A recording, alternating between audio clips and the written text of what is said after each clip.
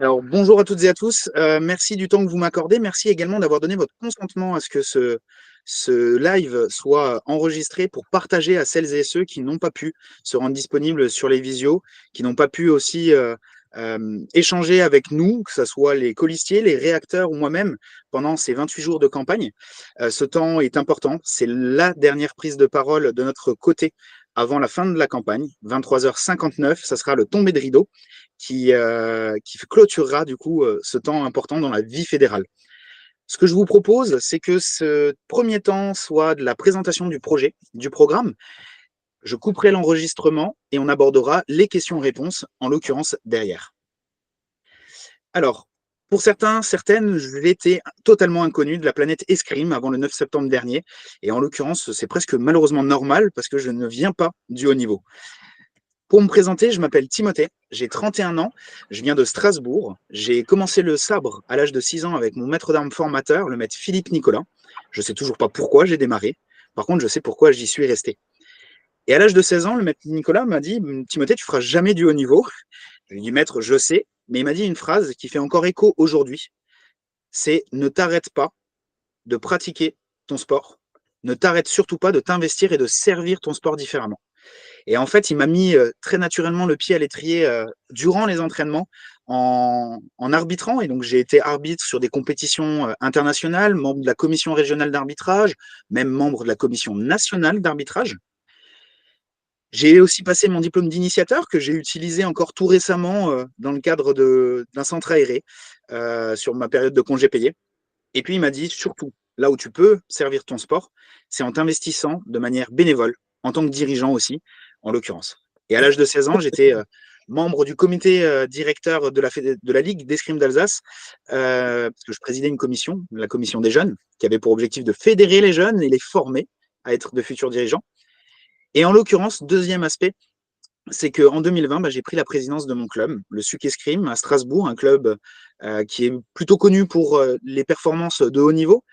Mais en arrivant, on a décidé de pouvoir aussi développer, faire la promotion de notre passion et de ses disciplines, en l'occurrence. Ces expériences, elles sont venues aussi être complétées par une présidence d'une commission d'armes de 2022 à 2024 au sein de la Fédération française d'escrime, c'était la commission sabre d'âme. Il manque encore une casquette que je n'ai pas au sein de l'escrime, c'est être parent d'escrimeur. Et en l'occurrence, le 17 septembre 2023, avec un tout petit nombre de personnes, suite à beaucoup de questions, de rumeurs, en tout cas qui m'étaient remontées, j'ai acté le fait que je souhaitais porter un projet fédéral pour être au service de notre sport, au service de notre fédération, dans d'une autre manière. Mais on voulait le faire avec ces personnes, avec une base, des fondations, c'est des valeurs. Celle de la communication, du partage, de la transmission, celle de l'éthique, de l'équitable et de la solidaire, celle, pour un arbitre que j'ai été, de la probité, du respect, de la confiance, de la transparence. Et enfin, amener une notion d'organisation, de professionnalisme dans la manière de conduire les projets au sein de notre sport. Et en fait, est venu tout naturellement le nom de notre liste, Escrime 360, qui est le fait d'aborder l'escrime sous tous ses angles, sans chercher à opposer les sujets, parce qu'ils sont toutes et tous interdépendants, en l'occurrence. Et on a construit un projet, un programme autour de 6 piliers. Ces 6 piliers, c'est la colonne vertébrale et c'est également des critères qu'on utilisera dans notre gouvernance, dans les décisions qui seront à prendre.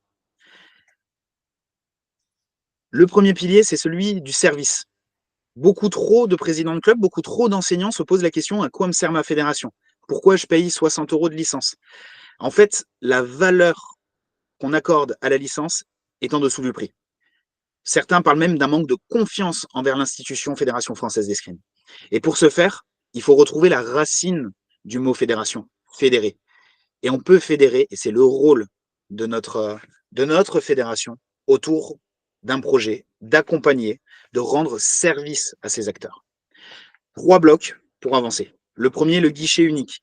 C'est un outil en fait qui n'est pas centralisé au niveau de la fédération, auquel les structures déconcentrées auront également accès, pour permettre de mieux suivre les sollicitations, les demandes des acteurs de notre sport. Parce qu'à l'heure actuelle, quand on contacte quelqu'un à la fédération ou notre ligue, en fait, on ne quantifie pas derrière le temps que ça a pris et surtout le nombre de sollicitations sur l'emploi et la formation, sur les vies sportives, sur la communication. Bref, on avance un peu au doigt mouillé. Et ce sujet du guichet unique, il vient être complété de 3 autres dispositifs. Le premier, c'est la boîte à outils. La boîte à outils, et pendant ces 28 jours, ces 10 000 kilomètres, bah, je me suis rendu compte qu'on fait toutes et tous des choses qui sont totalement incroyables, mais on ne partage pas. Ce qui fait que toutes et tous, quand on veut monter un nouveau projet, on démarre d'une feuille blanche. Alors que si on arrivait à récupérer un outil, le transposer à la réalité de notre territoire, qu'on soit en zone rurale ou qu'on soit en zone urbaine, qu'on soit un club d'épée ou de fleuret, qu'on ait un professionnel salarié ou non, ben, transposer, ça nous permet de gagner du temps. Cet échange de bonnes pratiques, ben, c'est quelque chose qui est important. Et on a essayé de le faire, la démonstration, le 24 septembre dernier, quand le calendrier fédéral est sorti. Le calendrier, on le connaît, il a la même forme depuis la saison 2001-2002, un tableau PDF. En 3 heures, 4 personnes de l'équipe ont créé un agenda qui est synchronisé. En 3 clics, vous évitez 2 heures de saisie à la main dans votre agenda numérique, bien évidemment pour celles et ceux qui en utilisent. C'est du gain de temps de manière très concrète et opérationnelle. Le deuxième dispositif, c'est la foire aux questions. Retrouver les questions les plus souvent posées aux ligues et à la fédération en fonction des thématiques. Et enfin, le troisième et dernier dispositif, c'est les permanences téléphoniques pour permettre aux bénévoles qui sont encore dans la vie active de pouvoir être écoutés, de pouvoir avoir des points avec le personnel salarié de la fédération sur ce temps-là. L'exemple, et je ne dis pas que le personnel salarié travaillera tous les soirs jusqu'à 20 heures, mais de manière récurrente, une fois toutes les 2 semaines, toutes les 3 semaines, en fonction des thématiques, rendre disponible la fédération sur le créneau bénévole des dirigeants entre 17 et 19 heures par exemple. Il y a un point aussi qu'on doit travailler, c'est la formation des dirigeants. Effectivement, les nouveaux qui arrivent, parce que beaucoup le sont par défaut pour éviter que le club ferme, mais également celles et ceux qui sont en poste depuis 4 ans, 8 ans, pour compléter, j'ai envie de dire, leur expertise et, leur savoir-faire. On n'est pas expert de tout, on n'est pas en capacité à l'heure actuelle de pouvoir mener tous les sujets. La fédération a un rôle à jouer avec ses structures déconcentrées. Enfin, des outils de gestion de club. Il n'est pas question là d'imposer un outil, il est plutôt de proposer différents outils. Je prends l'exemple, et désolé d'avance, en tant que président de club, d'une section d'un omnisport, on est affilié à la Fédération française des clubs omnisports, qui a noué un partenariat avec un acteur privé, une entreprise, AssoConnect, un outil de gestion de club. Et ce partenariat m'a permis, avec le Suc Escrime, de bénéficier d'un tarif préférentiel. Là, c'est un rôle de la fédération, pas de l'imposer, mais de proposer. C'est aussi aider les clubs sur d'autres aspects, d'autres outils. Les lieux d'entraînement, les lieux de pratique en sont un. Ils ne sont plus justement qu'un lieu de pratique. C'est un lieu de vie maintenant. Et en l'occurrence, bah, c'est être accompagné par la fédération dans les projets de création, de rénovation, mais également de partage de bonnes pratiques. Certains ont des comptoirs, d'autres ont des télés, d'autres ont des portraits de leurs champions ou de leurs maîtres d'armes formateurs. Ce n'est pas le cas partout. Certains n'en ont pas eu l'idée parce qu'ils ne sont pas pu rencontrer d'autres salles d'armes. Et c'est un élément qu'on veut apporter, c'est cette notion de partage de manière concrète en l'occurrence. Le deuxième pilier pour nous est primordial, c'est les modèles économiques. Celui de la Fédération française d'escrime, mais également celui de notre sport en France. Et en l'occurrence, on reviendra encore une fois sur cette notion d'accompagnement, de partage. Il faut qu'on puisse donner les éléments au trésorier, au président, de se poser sur ce sujet. Et on peut prendre l'exemple de ce qui se fait du côté de la Fédération française de tennis de table, qui réunit à la fin du mois d'octobre les trésoriers de toute la France. Ils ont fait le choix du présentiel. Peut-être qu'il faudrait davantage partir sur des visios dans un premier temps, en tout cas, pour accompagner les trésoriers, leur donner les outils, les former également et se projeter sur le tennis de table, pour l'exemple que je cite, de demain. Ce partage des bonnes pratiques, des éléments indispensables, c'est également quelque chose qui est encore une fois important sur cette notion de projection dans le futur, vu qu'on va connaître une transition, une transformation du modèle sportif français. Celui qu'on connaît actuellement a été posé à la sortie de la Seconde Guerre mondiale par le général de Gaulle. Les cadres techniques, Foromeux, l'INSEP, bah ce modèle-là est en train de connaître une évolution après Paris 2024. Et j'en veux pour preuve les premières annonces du nouveau ministre des Sports, réduisant de 200 millions le budget, en se questionnant sur la pertinence des cadres techniques. Ça a été fait il y a 6 ans. Il faut qu'on soit prêt collectivement à ce nouveau défi, à ce challenge. La mutualisation des moyens est aussi importante. On est en capacité, à l'heure actuelle, de pouvoir acheter de manière groupée le matériel de piste, quand il y a un projet de création ou de rénovation de salle d'armes. Ça peut être aussi le matériel sans fil pour les clubs dans les zones rurales qui n'ont pas de salle d'armes dédiée. C'est une réponse concrète qui est apportée. Et pour le coup, un appel à candidature, ou plutôt un appel d'offres, c'est un projet qui coûte 0 €, qui est du temps humain, qui est au service de ces acteurs. Une gestion entrepreneuriale de la Fédération française d'escrime. Il ne faut pas avoir peur de ce terme-là. Il faut que ça soit transposé des outils, des éléments du monde de l'entreprise pour mieux piloter, mieux accompagner les projets qui sont au sein de notre sport. Ça passe par le process du suivi budgétaire, avoir la possibilité de mieux définir les règles aussi de dépenses. Un exemple, sur un déplacement de la commission Sabre d'Âme sur un grand prix avec l'équipe olympique, on a fait le choix de ne pas être dans les hôtels de la compétition. On a été dans un hôtel Campanile. Et l'hôtel Campanile, au niveau standing, était supérieur à la chambre du village olympique. En l'occurrence, de manière très concrète, c'était 5 000 € d'économiser. C'est des choix, c'est des choses qui peuvent être mises en place, qui ne détériorent absolument pas la quête de performance, qui est la priorité des équipes de France. Cette gestion entrepreneuriale de la fédération, c'est aussi avoir une stratégie RH définie, claire et partagée. Il y a trop souvent cette question, qui fait quoi au sein de notre fédération? Quel est le rôle de chacun? Et ça, c'est un sujet qu'on doit poser, qu'on doit communiquer et qui est aussi un élément important dans cette gestion entrepreneuriale. Et encore une fois, je fais le lien avec le guichet unique que j'évoquais tout à l'heure. Si on ne sait pas le nombre de sollicitations en fonction des thématiques, on n'est pas en capacité de pouvoir construire l'équipe la plus adaptée. C'est aussi de choisir des profils juniors ou seniors en fonction des enjeux de notre fédération. Et ça, c'est important de le poser. Chercher des partenaires, c'est un métier qui est compliqué, qui plus est quand, dans notre sport, nous n'avons pas beaucoup de choses actuellement à vendre. Un profil senior serait alors peut-être plus pertinent. C'est des questions qui doivent être posées en partant de l'existant. Nous sommes dans une démarche non pas de raser tout ce qui a été fait dans le passé, mais de partir de l'existant, regarder, construire avec une consultation. Il y a aussi la diversification des offres, hyper importante. Il faut qu'on puisse se projeter vers de nouvelles offres sportives, par exemple. Je prends l'exemple depuis le début du mois de l'escrime en entreprise. Effectivement, on a un championnat de France entreprise qui existe, mais qui est une compétition supplémentaire, j'ai envie de dire, pour nos licenciés. Cette compétition ne nous permet pas d'acquérir de nouveaux licenciés, à de collaborateurs, des salariés, des fonctionnaires, de découvrir notre sport et son univers. Et en l'occurrence, on peut reprendre un exemple qui existe, qui a été testé en 2017 sur des championnats du monde maître d'armes, le sabre de duel. Le sabre du duel, c'est la tenue du sabre, les règles de l'épée. On optimise le temps de jeu, on a une approche qui est ludique et qui est surtout économique en termes de temps sur l'explication des règles.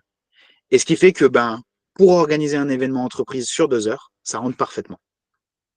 Sponsoring, mécénat, c'est fini le temps où les entreprises étaient OK pour donner de l'argent juste pour avoir un logo. Ce qu'elles recherchent, c'est du retour sur investissement.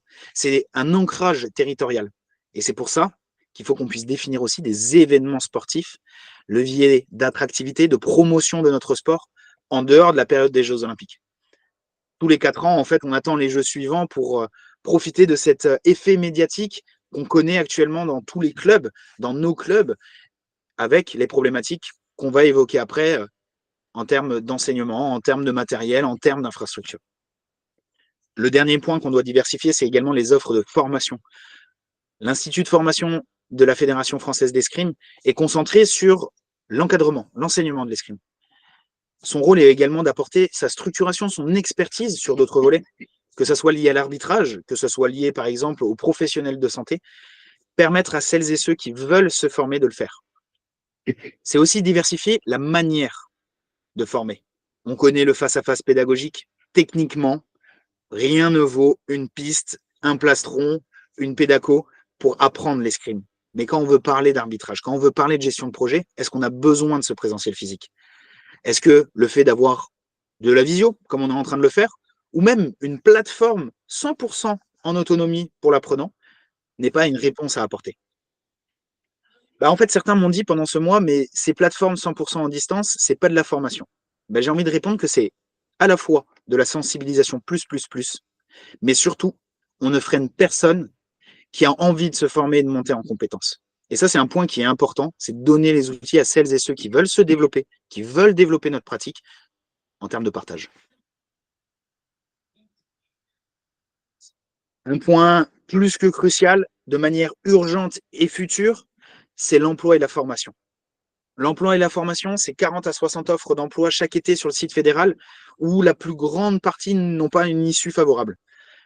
Le constat est que notre formation est destinée à un public qui s'investit une année pleine dans le BPGEPS ou dans le DEGEPS. On a perdu le CQP, qui était une manière de pouvoir appréhender un public. Celui qui est pour le coup des professionnels, qu'ils soient libéraux ou salariés, d'avoir la possibilité d'obtenir une carte professionnelle pour exercer en autonomie, pour pouvoir affilier un club. C'était un certificat qui était idéal dans la mesure où il était décentralisé au niveau des régions, qu'il était également faible en termes d'heures parce que c'était une session à faire en plus de l'éducateur. La question qu'il faut qu'on se pose et qu'on s'est posé pendant la préparation du projet, du programme, c'est que comment on rend à nouveau attractif cette formation à un public déjà pris professionnellement. On est dans un temps, jusqu'au 31 décembre, où on doit réécrire le ruban pédagogique, le référentiel de formation. Les cadres techniques sont déjà aux affaires, j'ai envie de dire, depuis un bon moment. On peut envisager des équivalences de diplômes, et c'est ce qu'on propose de manière très concrète. Des équivalences sur les unités de compétences 3 et 4 du BPGEPS, si vous êtes éducateur à 2 armes. Si vous voulez faire le BPGEPS, les UC 1 et 2, la gestion de projet se fait à distance. En fait, avec ça, on répond à 2 problématiques. Celle de partir loin, avec les frais que ça représente, et la deuxième, d'éventuellement fermer la salle d'armes parce qu'on est en formation. Et ça, c'est un point qui est important dans le cadre là. Il est aussi très important de continuer à former nos enseignants. La formation continue est une pierre angulaire qu'on ne doit pas arrêter, qu'on doit poursuivre. Les choses ont été mises en place, il faut aller encore plus loin. Et notamment, ce qu'on propose, c'est d'utiliser une action, celle de l'AFDAS, qui permet à la fédération de négocier directement avec notre OPCO, hein, l'organisme de financement professionnel, un contingent d'apprenants sur des formations qui sont ciblées. De manière très concrète, ça permet aux dirigeants ou aux enseignants de ne pas faire le dossier d'inscription. C'est simplifier la tâche, s'enlever de l'administratif pour se consacrer au projet, au cœur même, j'ai envie de dire, de notre fédération, développer, structurer et partager notre passion. Enfin, il y a un sujet aussi, c'est celui de l'école internationale, former des maîtres d'armes étrangers qui viennent, en l'occurrence, mais aussi pouvoir en accueillir. C'est un sujet qui est très fréquent. On peut prendre l'exemple du club de Quimper où j'ai été, qui a cette difficulté-là, du club de Cognac, que j'ai rencontré également pendant ce Tour de France. Arcadie, c'est le nom de la procédure ministérielle, administrative. 30%, c'est le nombre d'acceptation de dossiers. Et une très large partie d'acceptation de l'équivalence de diplôme se fait parce que les enseignants ont accepté de réduire la classification. Pour celles et ceux qui étaient maîtres d'armes, ils ont dit « Ok, je fais l'équivalence BPGEPS » parce qu'ils avaient envie de pouvoir travailler en France et qu'ils avaient pouvoir avoir envie également d'accompagner les clubs dans leur projet de développement, dans leur projet de structuration et pour certains de... Si maintenant on va sur le pilier numéro 4, les offres, les vies et les modèles sportifs, c'est au pluriel parce que l'épéum, c'est pas le sabre d'âme, c'est pas le floréum, c'est pas le fleuret d'âme. Et c'est important de garder ces notions un petit peu de différence qui font notre richesse. Toutefois, il faut quand même que ça s'inscrive dans un cadre, le cadre de la fédération avec un cap. Il faut qu'on soit en capacité de proposer des compétitions avec des publics ciblés, de faire en sorte que les jeunes qui traversent la France ne soient pas là à se dire bon bah de toute manière je vais faire deux défaites en poule, 5-0 peut-être, avant de pouvoir essayer de m'amuser. C'est en ayant des groupes homogènes dans les compétitions qu'on crée aussi davantage d'excitation, qu'on crée aussi davantage de plaisir, j'ai envie de dire, dans la pratique de notre sport. Il faut aussi qu'on ait la capacité, et je l'évoquais avant, d'avoir des événements sportifs. Et là, en l'occurrence, c'est des épreuves à 6 armes. Horizon 2028 pour la mise en place dans les catégories M17, M20, senior et vétéran. Réunir l'élite, oui, parce que plus de 32 athlètes ou licenciés pratiquants par compétition, ça serait beaucoup trop compliqué à organiser. Ces événements doivent être un point d'ancrage pour les partenaires, mais également des relais de communication et de promotion de notre sport. Effectivement, il faut que le cahier des charges de l'organisation des compétitions soit adapté à chaque événement pour pas qu'on demande la même chose pour un circuit national senior d'un circuit régional M15 par exemple. Les offres, les vies sportives, c'est aussi un outil de fidélisation. Avoir des formules conviviales. Il y a 70% des licenciés de la fédération qui n'ont pas fait une compétition sur la saison 2023-2024. Ça veut dire qu'à l'heure actuelle, de manière systémique, j'ai envie de dire, nous n'incluons pas ces gens-là dans la pratique et la vie fédérale. Certains organisent la fête du saucisson, d'autres des poules uniques, mais sans classement. D'autres envisagent aussi et ont mis en place des plateaux d'animation avec des épreuves par équipe où sont mélangés épéistes, fleurettistes et sabreurs dans une même équipe, et les sexes, garçons et filles, en enlevant l'étiquette de club pour permettre cette rencontre. On a trop souvent un fonctionnement qui est par sillon. D'un côté, l'escrime artistique, de l'autre côté, le sabre au laser, le fleuret, l'épée et le sabre. En fait, on manque de mélange, on manque de confrontation de cette diversité qui sont vraiment notre richesse. Valoriser les épreuves par équipe, c'est quelque chose d'important. Certains licenciés, comme moi, n'ont jamais aimé tirer en individuel. Ce que je préférais, c'était être par équipe, me battre avec et pour les copains. Bah ça, c'est un sujet qui doit être pris à bras le corps en incluant les différentes parties prenantes, les cadres techniques, les élus de la fédération, mais également les enseignants de club et les dirigeants de club pour les épreuves senior N1, par exemple. Il faut qu'on invente le modèle de gouvernance inclusif entre les différents acteurs, FFE, zone et ligue. Je prends un exemple. La Commission nationale d'arbitrage fonctionne actuellement entre fleurettistes, épéistes et sabreurs.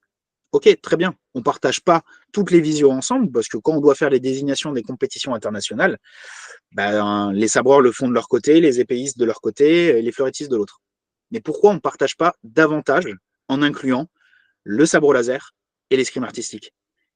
On a des choses à apprendre mutuellement l'un de l'autre. On a des projets à porter en commun de manière euh, partagée par rapport à des situations qui sont soit identiques, soit proches. Je prends souvent l'exemple de l'escrime artistique et du sabre laser combat chorégraphié. D'un côté, l'artistique a déjà un outil, Balestra.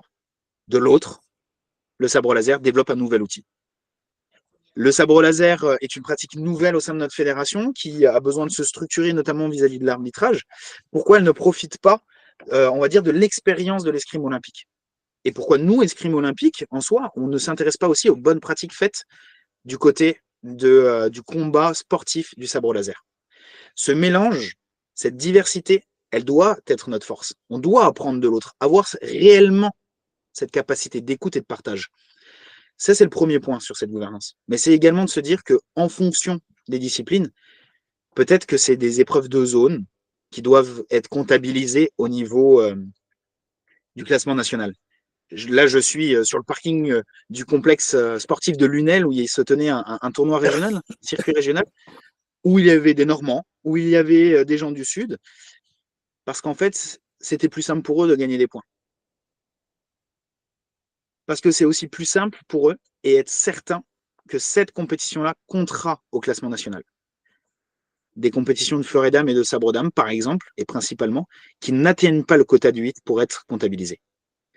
C'est des réponses qu'on souhaite apporter de manière concrète, encore une fois, de manière mesurée, quantifiée et programmée avec méthode, sans révolutionner la chose du jour au lendemain.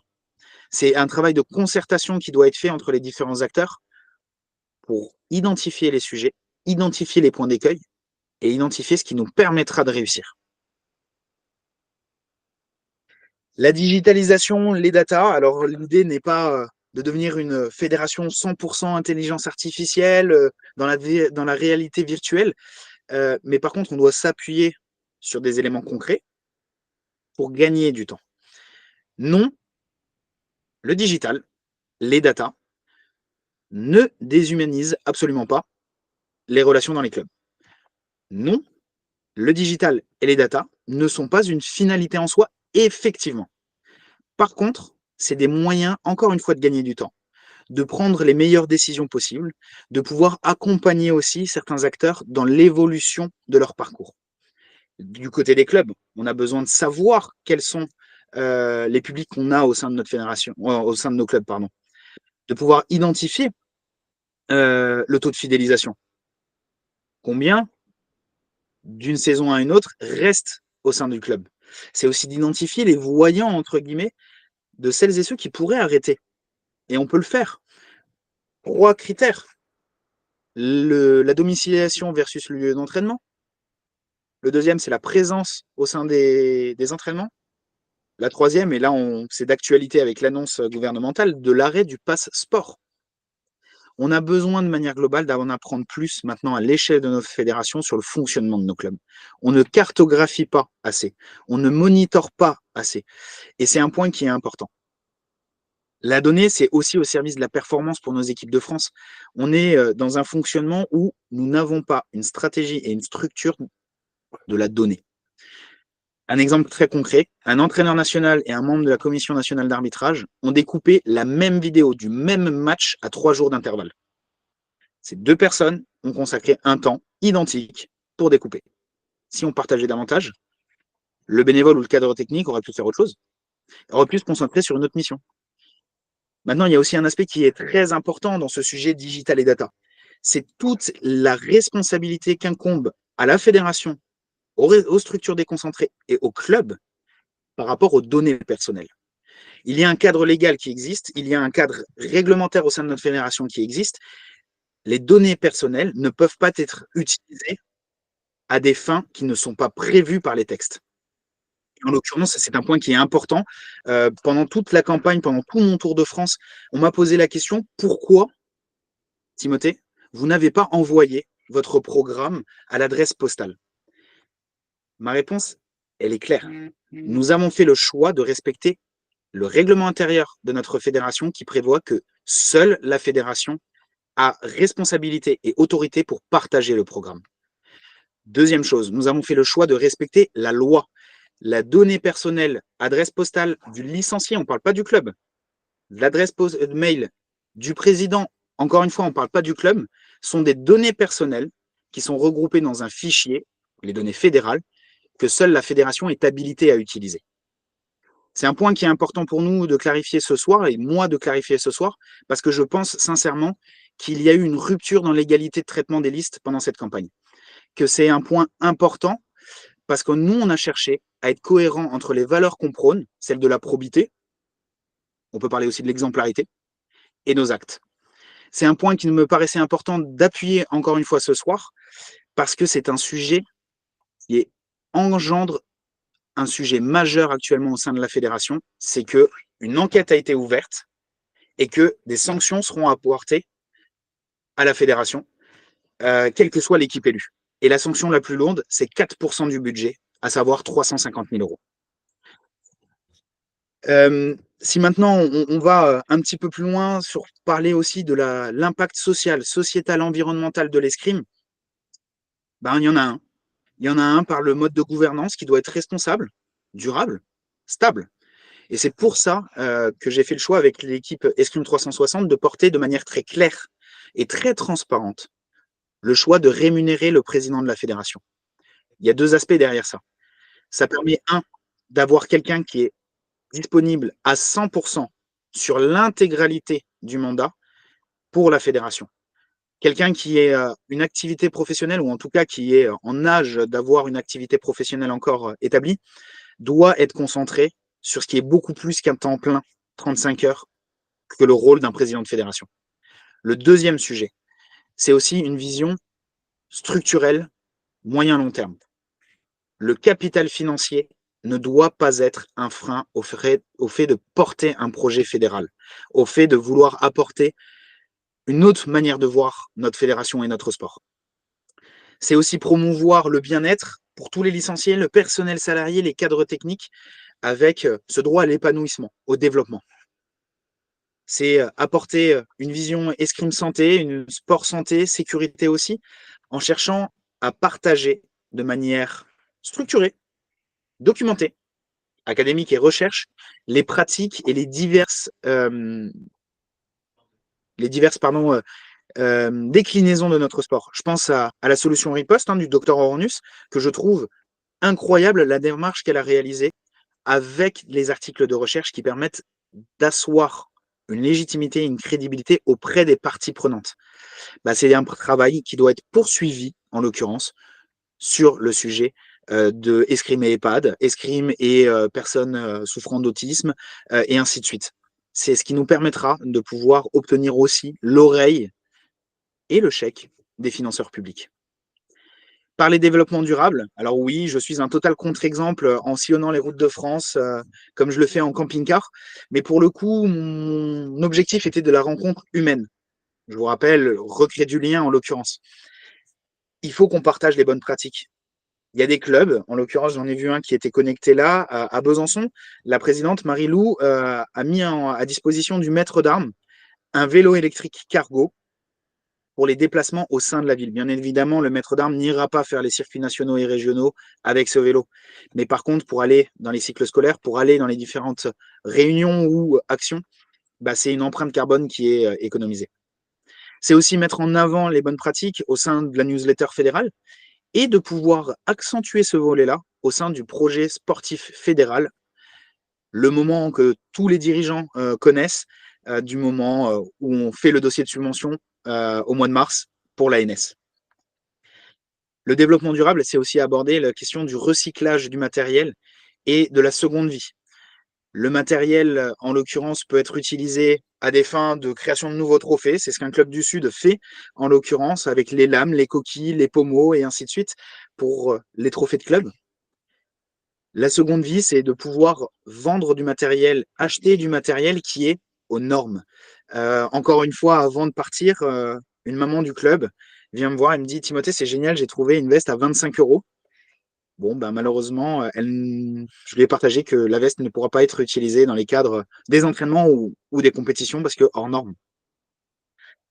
Ces 6 piliers, c'est les résultats, en l'occurrence, d'un programme qu'on a construit en 75 visios, 250 heures de travail, que je vais pas aborder là pour parler du haut niveau, de l'arbitrage, l'escrime au féminin, de l'honneur et patrimoine. Je vais plutôt, répondre à vos questions. C'est, un travail qu'on a mené pendant 1 an, en l'occurrence, pour aborder aussi l'escrime scolaire, l'éthique et la déontologie, la rémunération du président, les jeunes, comment on fidélise la tranche 16-25 ans, là où on a dans notre pyramide des âges un entonnoir, un sablier, pardon, en l'occurrence. Comment on aborde la question du sport, de la santé et de la performance pour l'intégralité de nos licenciés, pas seulement pour le haut niveau. C'est aussi un travail fait sur l'outre-mer, l'international, en l'occurrence, qu'on a pu mener. Et ce travail, bah, je suis très fier et clairement ému parce que c'est le dernier jour de campagne de l'équipe qui a pu être portée et qui m'a porté dans ce projet. Cette équipe, c'est des hommes et des femmes qui viennent du terrain, qui sont présidents de club, qui sont arbitres, qui sont enseignants, qui sont bénévoles, qui ont donné de leur temps, de leur engagement pour notre sport. Il y en a 37 qui font partie de l'équipe officielle. Ils sont plus d'une centaine à avoir été réacteurs de notre projet, de notre programme. Il y a des personnes aussi de l'ombre que vous n'avez pas vues. Et je pense aussi, et je vais l'évoquer après, à des moments de vie, à des moments de rencontres importantes qui ont pu se faire. Cette équipe, en l'occurrence, il y en a qui sont connectés ce soir et je peux que vous remercier. Parce que monter un projet en 1 an, comme on l'a fait, c'est quelque chose d'incroyable. Vous m'avez fait confiance alors que je sortais de nulle part. Et c'est un grand merci que je veux vous dire ce soir pour la confiance, le travail réalisé et qu'on fera encore jusqu'à 23h59 parce que les règles sont les règles et après on arrête. Vous n'entendrez plus parler de nous pour voter le 9 octobre comme vous le souhaitez, comme le cap que vous voulez donner à notre sport. La liste, le programme, vous le trouvez sur notre site internet, escrime360.fr. Si vous ne l'avez pas lu, allez-y, prenez le temps de la lecture. Prenez aussi le temps de la lecture du projet de Rémi Delhomme et d'Escrime à venir partager, parce que ce qu'on veut depuis le départ, c'est élever le débat d'idées, ne pas opposer les hommes et les femmes, mais plutôt échanger du futur qu'on veut pour notre sport. Mais ça, de manière concrète. Et en l'occurrence, c'est ce qu'on a essayé de faire. C'est ce qu'on a essayé de faire en construisant aussi et en se projetant vers un organigramme. Cet organigramme, c'est celui du bureau fédéral. En l'occurrence, il y a des nouveautés. Des nouveautés parce qu'il n'y aura pas de vice-présidence en charge de la communication ou du haut niveau. On a des gens, des compétences à qui il faut reconnaître l'expertise. Pourquoi ajouter des interlocuteurs supplémentaires qui viennent diluer l'information? Pas de vice-présidence en charge de la vie sportive. C'est un point important. Je pense que c'est de la responsabilité du président de pouvoir le prendre en lead politique, mais également opérationnel. Effectivement, je ne pourrais pas être présent dans toutes les visios. Par contre, c'est le cadre qu'il faut pouvoir donner, la méthodologie, les échanges et la deadline pour diffuser au club, pour ne pas se retrouver à fin août, début septembre à découvrir le règlement sportif que les régions construisent dans la précipitation, le leur. Le calendrier, c'est pareil. Autre nouveauté, c'est aussi de vouloir structurer un bureau moins hyper présidentiel. Un secrétariat général avec 3 personnes qui permettent à la fédération de pouvoir avancer de manière sereine en fonction des différents sujets. Il y a des noms, pour le coup, que j'ai déjà pu partager. Denis Cassoré, ça serait sur le secrétariat général. Muriel Guillemin, sur la vice-présidence en charge des ressources humaines, de la formation et de l'emploi.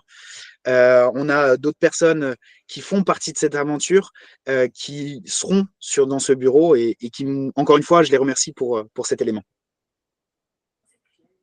Et enfin, c'était la manière d'appréhender aussi ce temps de campagne qui m'était important. J'aime le contact humain et il me paraissait primordial de rencontrer les acteurs sur leur territoire. Et bien du coup, pendant 28 jours, 10 000 km parcourus, c'est plus 35, mais 43 villes-étapes qui ont eu lieu pour aller physiquement dans toutes ces régions. Aller à la rencontre de tout le monde, prendre le temps d'échanger. C'est 3-4 heures par soir d'échange à bâton rompu, à cœur ouvert pour partager notre passion. Et des fois, on se mettait d'accord sur des désaccords, et il faut savoir le faire. Mais par contre, toujours dans le respect des personnes et le fait de vouloir continuer d'avancer. C'était une aventure qui était totalement incroyable, parce que c'est une source d'apprentissage monstrueuse. J'ai appris sur mon sport, sur son organisation, sur des clubs que je n'aurais jamais rencontrés grâce à ça.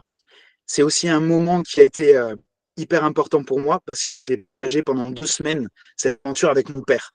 Mon père, qui plus jeune m'a mis sur les compétitions, roulait le minibus du club, m'a accompagné sur les compétitions et aujourd'hui m'a accompagné sur ces 2 semaines de campagne, ces 2 dernières semaines de campagne. C'est des moments humains, sincères, qui pour 2 raisons du coup seront gravés dans ma mémoire. C'est le fait d'avoir monté un projet fédéral, d'être candidat à la présidence de la fédération, mais aussi ces temps partagés avec celui qui m'a accompagné tout du long de mon parcours de jeune escrimeur dans ce sport. C'est un point, moi, qui m'émeut. C'est important aussi de le dire. Il ne l'entend pas actuellement. Il a un casque sur les oreilles. Je prendrai le temps, après cette visio, de le remercier parce que c'est juste incroyable de vivre ces moments avec une équipe comme la vôtre, comme la nôtre, avec des personnes qui m'ont suivi. Et c'est aussi remettre du sport et de l'humain dans ce fonctionnement un petit peu. C'était ce soir la dernière étape de cette campagne, cette dernière visio, ce dernier moment pour pouvoir échanger. Je vous remercie en tout cas de vous être rendu disponible. Nous étions 45 connectés. Et ce que je vais faire, comme je m'y suis engagé au début pour les présents et ceux qui ont pu se connecter par la suite le voir, c'est que cette visio, elle était enregistrée pour pouvoir la partager encore, pour que celles et ceux qui veulent pouvoir avoir ce temps de présentation puissent l'avoir au moment où ils sont disponibles. Un grand merci pour le coup. Et ce que je vous propose, c'est que là, je vais arrêter l'enregistrement